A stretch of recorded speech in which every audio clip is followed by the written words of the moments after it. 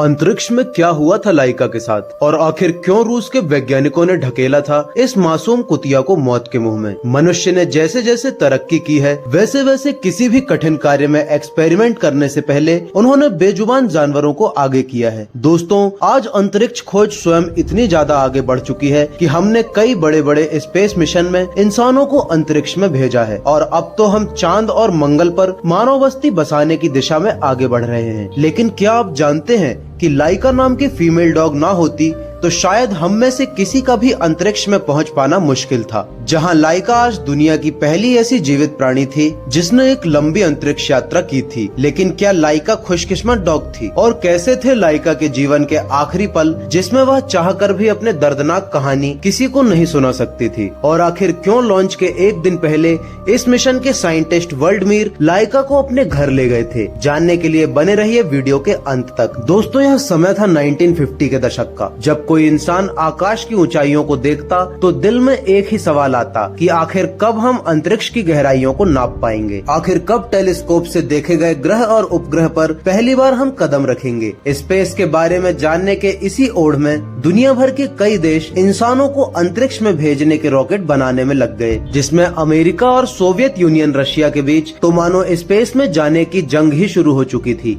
क्योंकि उन्हें लगता था कि जो अंतरिक्ष पर विजय पा लेगा वह दुनिया का सबसे ताकतवर देश बन जाएगा। मगर इंसानों को धरती के वातावरण से बाहर भेजना वैज्ञानिकों के लिए काफी चुनौती भरा काम था, क्योंकि हमें अंतरिक्ष के बारे में ज्यादा कुछ पता नहीं था। इसलिए हमेशा की तरह इंसानों ने अपनी जरूरत को पूरा करने के लिए बेजुबान जानवरों का सहारा लेने का फैसला किया। और स्पेस मिशन में इंसान जीवित रह पाएगा या नहीं, यह जानने के लिए वैज्ञानिकों ने अलग अलग प्रजातियों के जानवरों को स्पेस में भेजने का निर्णय लिया। सबसे पहले रॉकेट के साथ साल 1948 में नासा ने एल्बर्ट 1 नाम के बंदर और कुछ कीड़े मकोड़ों को अंतरिक्ष में भेजा था। लेकिन यह एक सब ऑर्बिटल मिशन था, यानी इन्हें स्पेस में रुकना नहीं था, बस अंतरिक्ष के अंत को छूकर वापस आ जाना था। ऐसे ही समय बीतता गया और आया साल 1957, जब रशिया अपने सोवियत स्पेस प्रोग्राम के चलते अंतरिक्ष में भेजने के लिए स्पेस सैटेलाइट डिजाइन कर रहा था। वहीं लाइका मॉस्को शहर की सड़कों पर आवारा कुत्तों की तरह रहती थी। उस वक्त लाइका की उम्र 3 वर्ष थी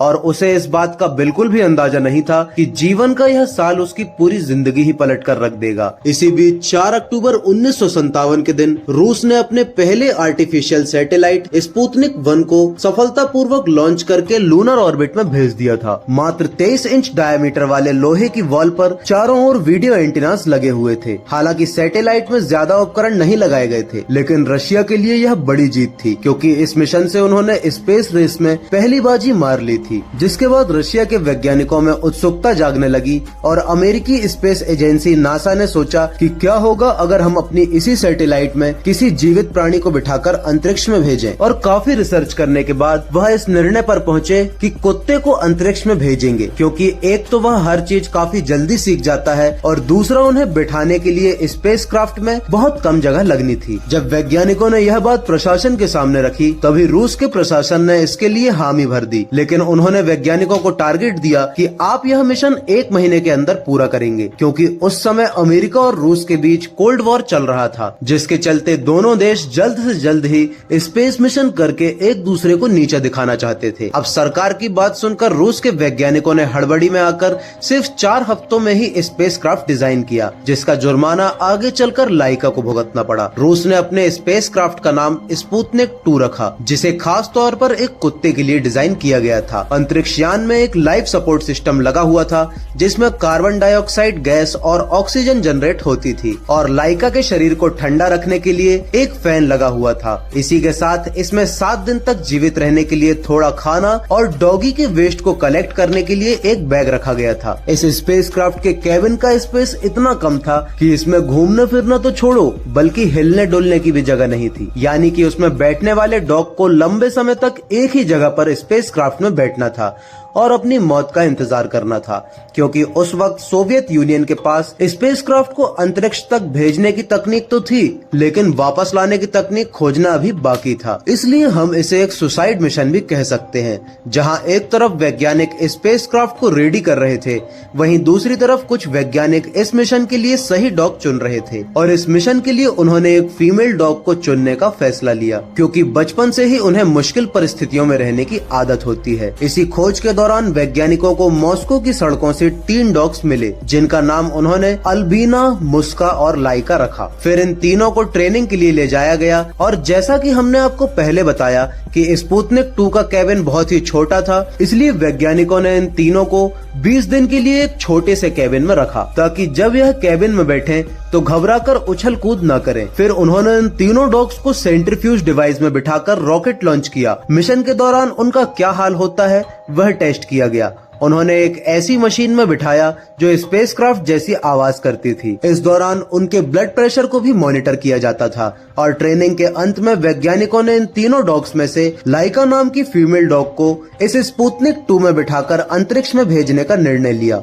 स्पेसक्राफ्ट भी रेडी था और लाइका भी अपने मिशन पर जाने के लिए तैयार थी। लेकिन लॉन्च के एक दिन पहले मिशन के साइंटिस्ट डॉक्टर वाल्डमीर लाइका को अपने घर ले गए और एक तरह से खेलने कूदने का मौका दिया, जिसे लेकर उन्होंने अपनी किताब में लिखा था कि लाइका काफी शांत और प्यारी थी। उसके पास जीने के लिए बहुत कम समय बचा था, इसलिए मैं उसके लिए कुछ अच्छा करना चाहता था, क्योंकि स्पुतनिक 2 अंतरिक्ष से धरती पर वापस नहीं लाया जा सकता। और दोस्तों, वैज्ञानिक यह जानते थे कि कुछ दिनों में अंतरिक्ष में उसकी मौत हो जाएगी, इसलिए उसके खुराक में धीमा जहर मिला दिया गया था, ताकि वह बिना किसी तकलीफ के अपनी जान दे सके। अब मिशन का मुख्य लक्ष्य यह था कि अंतरिक्ष में मरने से पहले लाइका के शरीर का डेटा इकट्ठा किया जा सके। इसके लिए और परिश्रम के जरिए उसके शरीर में धड़कन और ब्लड प्रेशर मापने वाले सेंसर लगाए गए, और अब स्पुतनिक 2 लॉन्च के लिए बिल्कुल तैयार था। 3 नवंबर 1957 के दिन लाइका के शरीर पर पट्टी बांधकर उसे स्पुतनिक 2 के चैम्बर में बिठाया गया, ताकि वह ज्यादा हिल न सके। लाइका के स्पेसक्राफ्ट को आखिरी बार बंद करने से पहले एक टेक्नीशियन ने उसके नाक पर चूमकर अलविदा कहा था, क्योंकि लाइका को छोड़कर हर कोई जानता था कि वह अब कभी वापस नहीं आएगी। और इसी दिन शाम के 7:22 पर रॉकेट ने अपनी उड़ान भरी और वह स्पुतनिक 2 को अंतरिक्ष में ले जाने लगा। लेकिन तकनीकी खराबी की वजह से रॉकेट का एक हिस्सा स्पुतनिक 2 से अलग ही नहीं हो पाया, जिससे अंतरिक्ष यान का तापमान बढ़ने लगा और उड़ान के चौथे सर्किट के दौरान लाइका की मौत हो गई थी। इसी वजह से हड़बड़ी में वैज्ञानिक उसके टेम्परेचर कंट्रोल सिस्टम को सही से नहीं लगा पाए थे, और इस स्पुतनिक 2 का तापमान तेजी से बढ़ने लगा था, जिससे लाइका काफी घबरा गई थी और उसकी हार्ट रेट नॉर्मल लेवल से यानी 140 टाइम्स प्रति मिनट से बढ़कर 240 तक पहुंच गई थी। और अंत में वैज्ञानिकों ने उसकी धड़कन को शांत होते सुना। लेकिन आपको यह जानकर हैरानी होगी कि मिशन लॉन्च के बाद रूस ने लाइका की मौत के असल कारण को छुपा दिया था और दुनिया को कहा था कि लॉन्च के 6 दिन बाद स्पेसक्राफ्ट में पर्याप्त ऑक्सीजन खत्म हो जाने की वजह से लाइका की मौत हो गई थी। लेकिन सन 2002 में लाइका की मौत का असली कारण सामने आया, जिसने दुनिया भर के लोगों को हिलाकर रख दिया था। शायद लाइका की मौत के बाद स्पुतनिक 2 करीब 162 दिनों तक अंतरिक्ष में था और उसने लगभग 2870 बार धरती के चक्कर लगाए थे, जिसके बाद 14 अप्रैल 1958 के दिन स्पुतनिक 2 ने जैसे ही धरती के वातावरण में एंट्री ली तो विस्फोट के बाद लाइका स्पेसक्राफ्ट के अवशेषों के साथ ही टुकड़ों में बट गई। लेकिन अपने इस मिशन से लाइका वह पहली ऐसी जीवित जीव बन गई जिसने अंतरिक्ष में कदम रखा था, और उसकी कुर्बानी की वजह से आज हमारा अंतरिक्ष में जाना संभव हो पाया है। लेकिन साल 2008 में रशिया की सरकार ने लाइका के सम्मान में एक मूर्ति बनाई थी। लेकिन दोस्तों, विज्ञान की तरक्की के लिए बेजुबान जानवरों का बलिदान देना सही है या गलत, अपनी राय कमेंट बॉक्स में जरूर बताएं। इस वीडियो को एक लाइक जरूर करें और अपने मित्रों तक इस वीडियो को शेयर करें ताकि उन्हें भी जानकारी मिल सके। साथ ही अपने चैनल द फैक्ट आर्मी को सब्सक्राइब करके बेल आइकन को प्रेस कर लें। Thanks for watching the video.